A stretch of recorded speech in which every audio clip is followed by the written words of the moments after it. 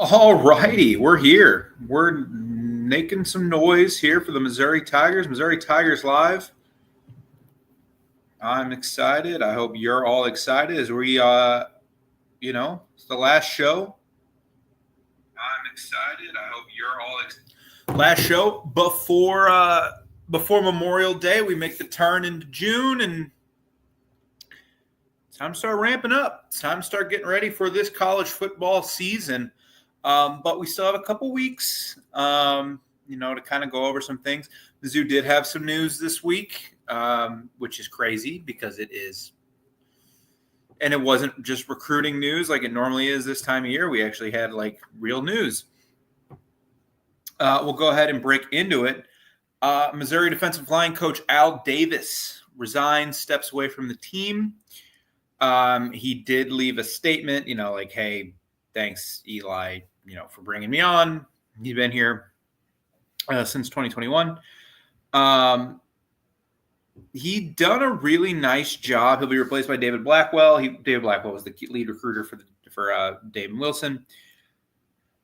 Look, I think he did a really nice job at Missouri. I think Mizzou's D-line has developed really well over the last few years. He helped develop guys like Darius Robinson and Johnny Walker.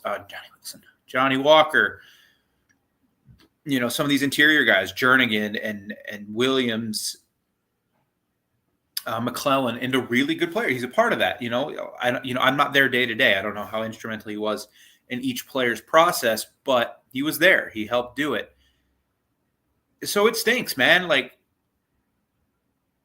Losing a coach like that this late into the season, and we saw ramifications. We'll get into it more here in a minute of him retiring. But Al Davis is gone from the University of Missouri. Best of luck to him. Assistant coaches come, assistant coaches go. I have no doubts Mizzou will find, if they hire another defensive line coach. I think now they have two. I still think Mizzou's defensive line is in really good shape this year. But Al Davis is retiring. Or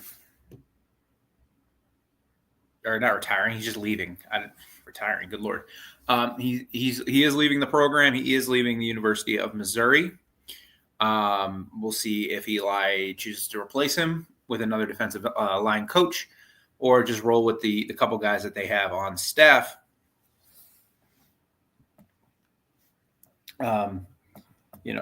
That remains to be seen. But, hopefully everything's okay with Al Davis's family. Everything's okay there. You don't want to assume everything. But with it being such weird timing for him to leave, we do need to, I hope everything is okay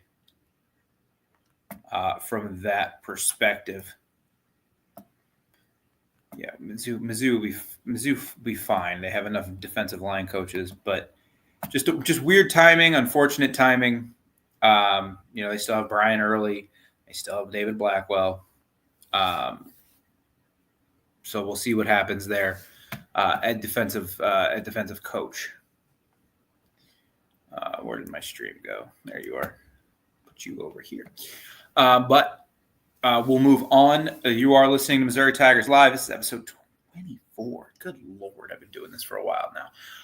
Missouri Tigers Live, thank you for tuning in. Like and subscribe. Hit that like button. Subscribe to the channel, guys. The voice of college football.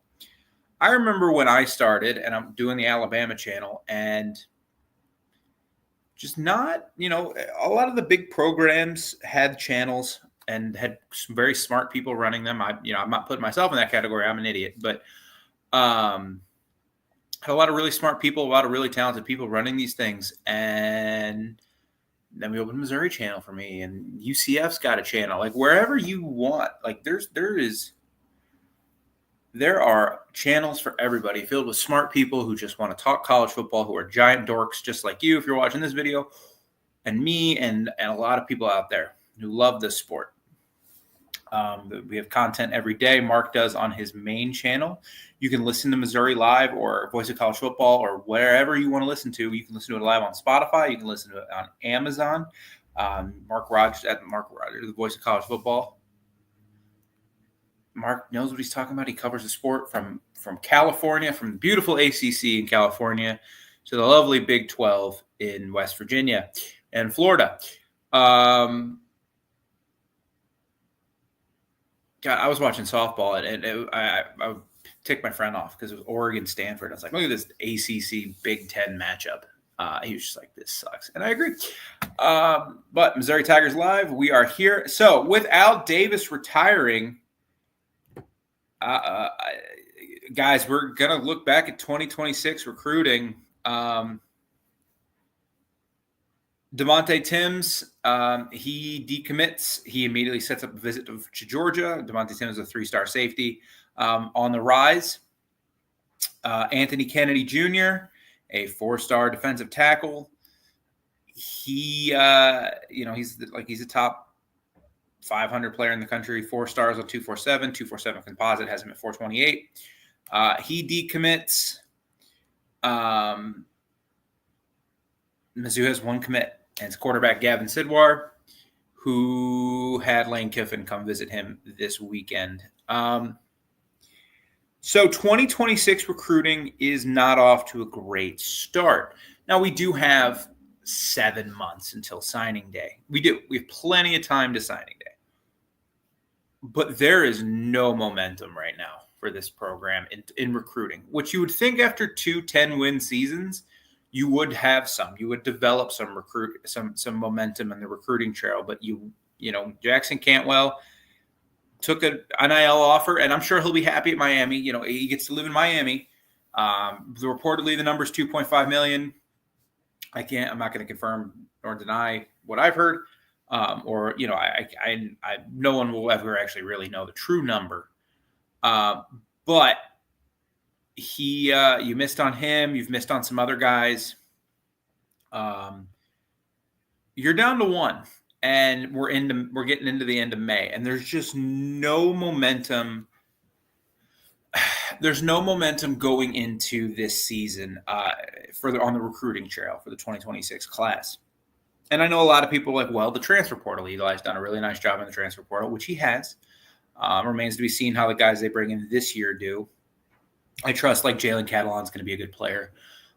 Damon Wilson has all the tools to be an awesome player, but he's never played at this level as a big time defensive end. So we'll have to see. Same with Darius Smith. They were really high on him in camp last year. We'll see what he does this year. He'll finally get to play. His injuries have subsided. But the core of a program is still going to come from recruiting. The 2023 team, man, Cook was a recruit. Burden was a recruit. Darius Robinson was a recruit. The corners, Abrams, Drain, and Abrams, Drain, and Rakestraw. They were recruits that didn't transfer in. Now, you had some help, like Justin Charleston, Tyron Hopper, but Chad Bailey was a Missouri guy through and through. Johnny Walker was a Missouri guy through and through. I think the transfer portal, and this isn't now, we're starting to see teams we didn't have a Cam Ward in this transfer portal. We didn't have some of the high major names that you see every year in the portal. I think some teams, even the teams that the Big 12 and the ACC, are starting to figure out how to kind of manage this thing, who to spend money on, who to bring back, who they can kind of let go and see if they develop elsewhere. You're seeing that in a lot of places. Teams are getting better at it. Mizzou's always been pretty decent about not overpaying for their own guys. You saw Nwaneri walk. You saw Jalen Brown walk, and they brought in a couple DNs who they feel can contribute right away at a better rate. But you still need to build a recruiting base. And as this gets more into everybody has equal money, everybody has equal opportunity in the portal, there's going to become a time where you have to be able to high school recruit. The best team programs in the country still recruit at high school at a high level. Your Georgias, your Bamas, your Texases, your Ohio States, your LSUs. They still recruit at a high level, not in the portal, but in high school. You have to be able to develop, especially offensive and defensive line. Missouri last year had a really good offensive line in 2023, and Membu, Missouri guy, Tolleson, Missouri guy. Goodness gracious, why is no other name coming to mind from that team? But Cam Johnson was a transfer from Houston. Goodness gracious. But your offensive line, you have to, like, those guys, you're not just going to find top-notch offensive linemen in the portal every year. There's going to be a few, and sometimes you'll get lucky. Sometimes you will get a Caden Green who wants to come home, or you'll get, whoever. But more often than not, you have to do it through recruiting. And I'm not a huge fan of the offensive line pickups they got. Let's see, it was Tolleson, Johnson, Membu. Oh, Javon Foster. I couldn't think of Javon. That's who I was killing me. Javon Foster was a Mizzou guy, like Membu, Foster, Tolleson.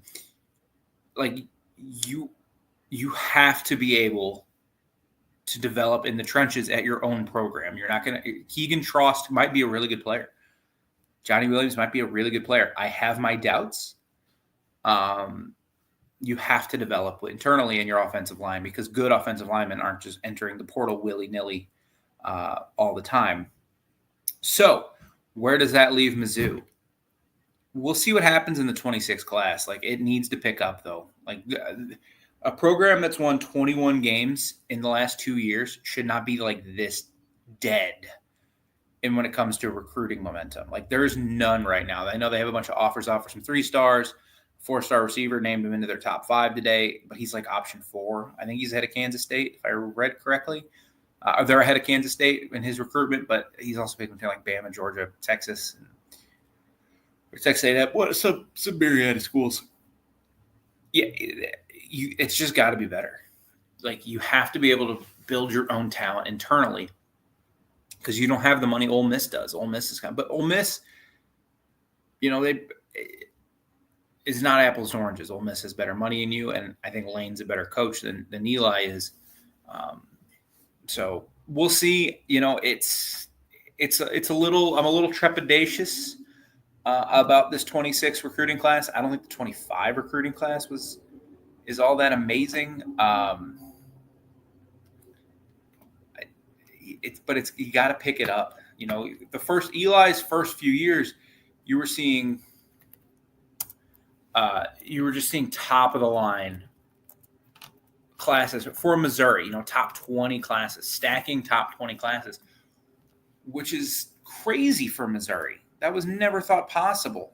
And now they're starting to dip and fall back into the pack. They did finish 20th. They're bringing in 11 4-stars, but they lost a couple guys right away. I mean, the 24 class, I lied. The 25 class is pretty dang good, actually. You should be really excited. It's just really disappointing.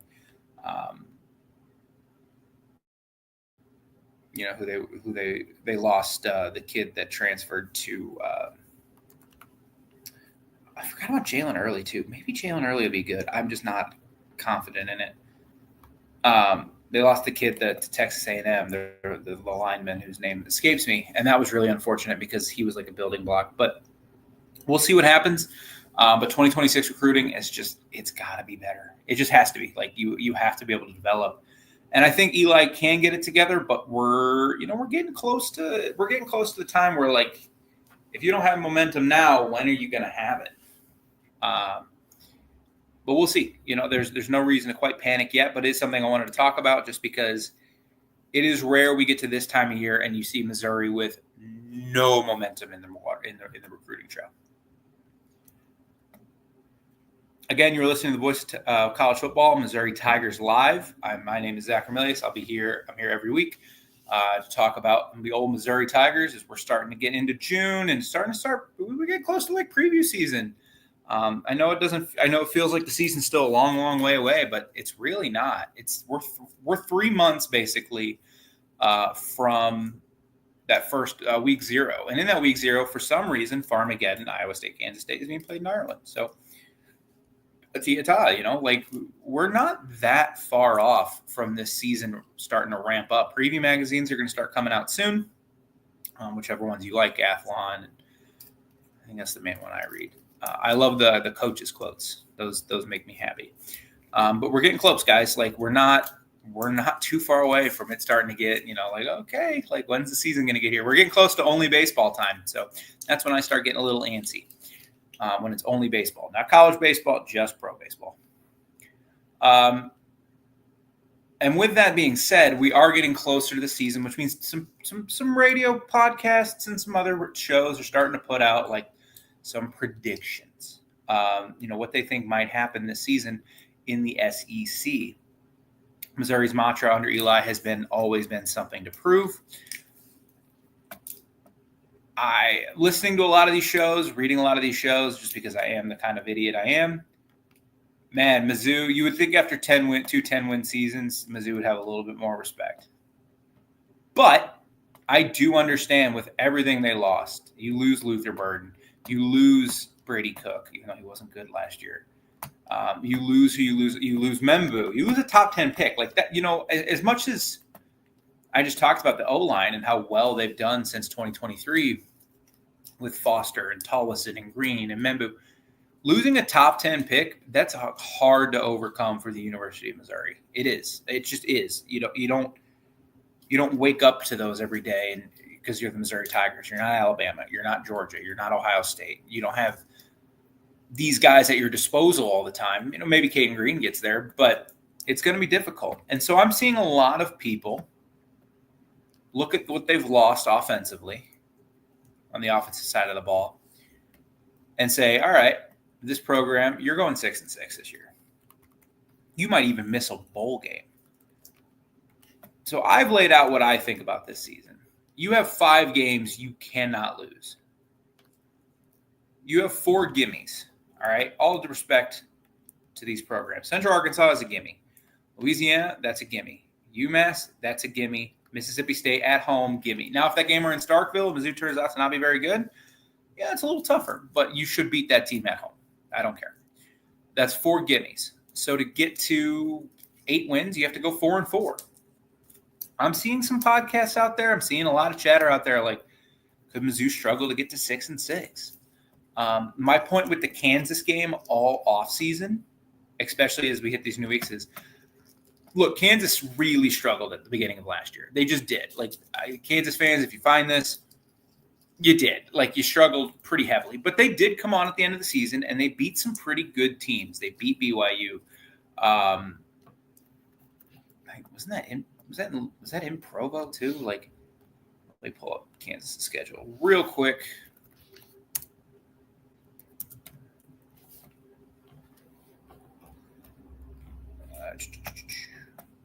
Sorry, my computer takes a second. Even my new one. They went 5-7, but they lost a bunch of one-possession games. They lost to Illinois, who ended up being a 10-win team. They lost in Champaign by 6. They lost to UNLV. They lost at West Virginia. They lost to TCU. They lost at Arizona State by 4. Arizona State turned out to be a pretty damn good team. They lost at Kansas State by 2. They did win versus Iowa State. They won at BYU. They beat Colorado in Kansas City. And then they got smoked by Baylor to stay out of a bowl game. And Baylor at the end of the year was a really good team. Sawyer Robertson kind of figured it out after they lost to Colorado, and I thought that Baylor was on quit watch. It turned out that no, actually they turned it around, and good for them. I got nothing against Baylor. But my point with the Kansas game is I think Kansas will be fine this year. I think they'll get to a bowl. I'm just eyeballing their schedule right now. If I had to pick all their games, and because Mizzou's their 3rd game of the year because they play week 0. My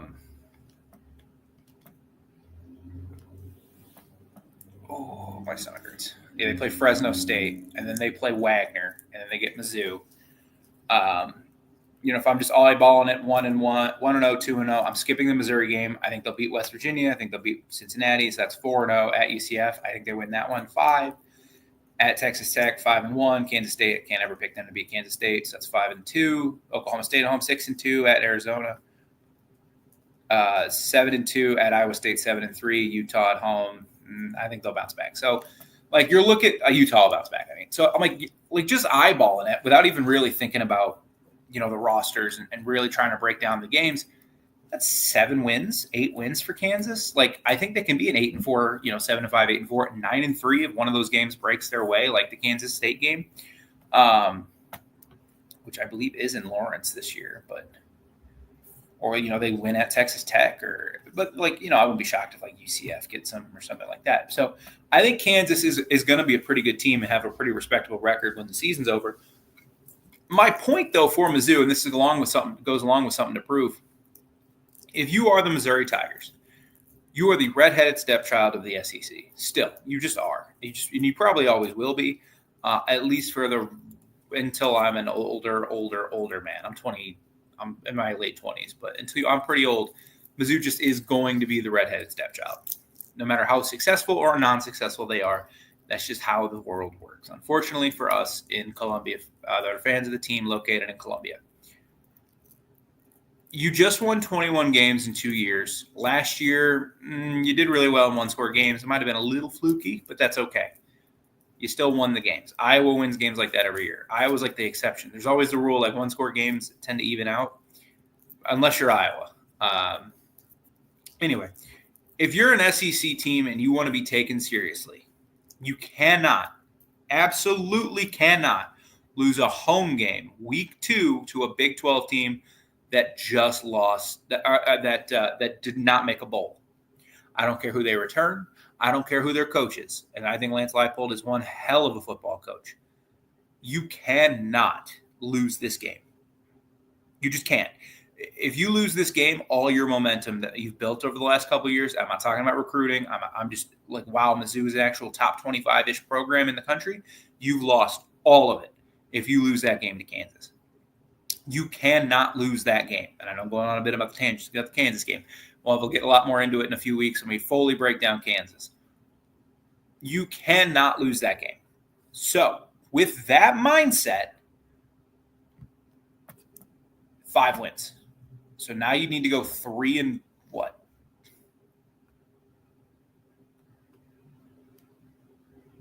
3 and 4 to get to the magical 8-win mark, which is I think kind of where I'm at with this team. So I'm seeing a lot of podcasts, though, 6 and 6. So I'm like wondering, where are the 6 losses? I mean, South Carolina, probably what? South Carolina, Bama, Auburn, Texas A&M, Oklahoma. Like, if you are a national media guy, I don't expect you to know the ins and outs of the Battle Line rivalry. I just don't. Like, that's fine. I understand that. Arkansas, Mizzou. Arkansas fans claim it's not a rivalry. I actually am starting to claim it's not a rivalry. But that's just because they beat their butt. We kick their butt every year, and both teams need to win games for it to be a rivalry. And Arkansas is just irrelevant when it comes to Mizzou. We just batter their brains in every year and celebrate and walk off with a trophy. And Arkansas fans get to complain more like, "Wow, we just didn't care about the game. We just didn't care about the game." Losers.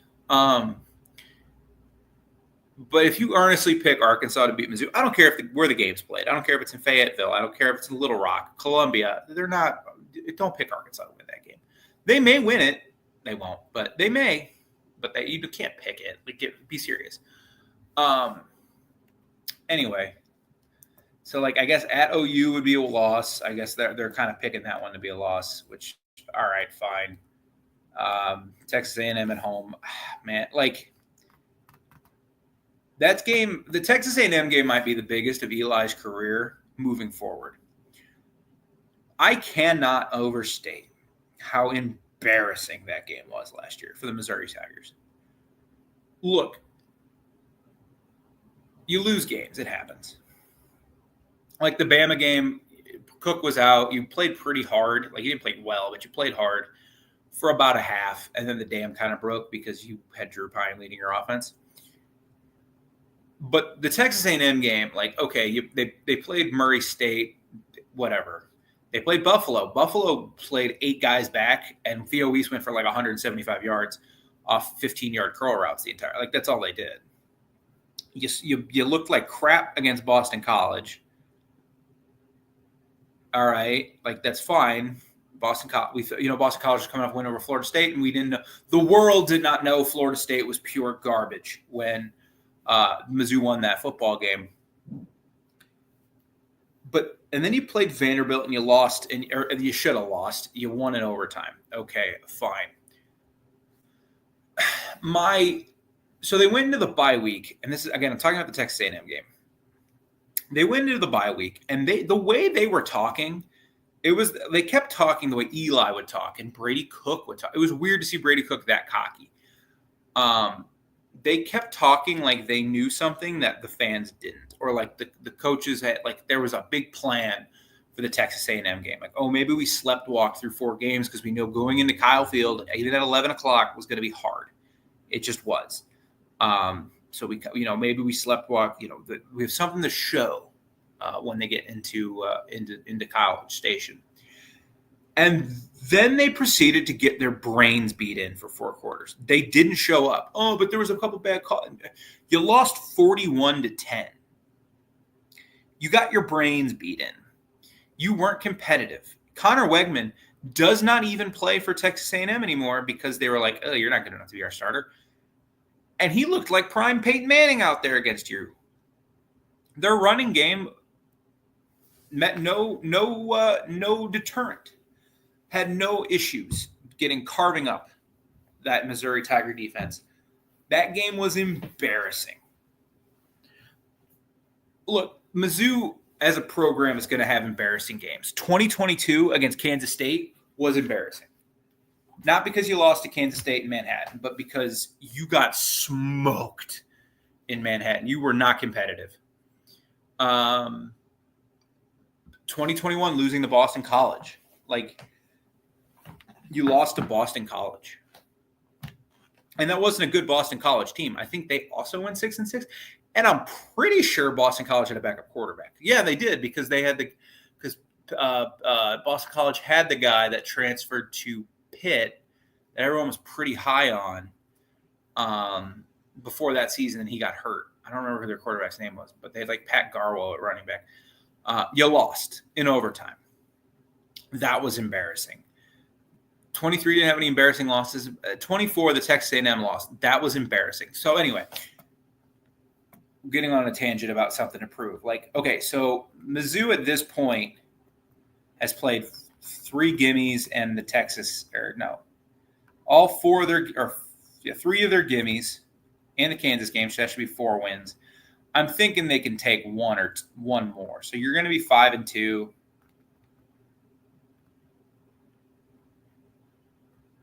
Or 6-2, you're going to be somewhere in there. If you're any worse than 6-2, your season's over. But you got Texas A&M coming to town off a bye week.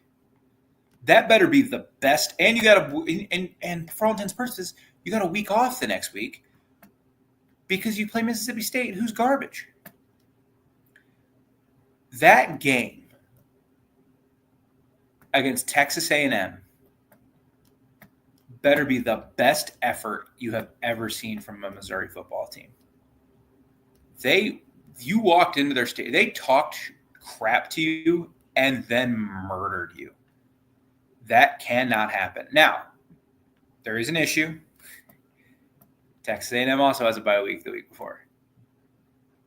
And Texas A&M the week after goes and plays South Carolina in their revenge spot.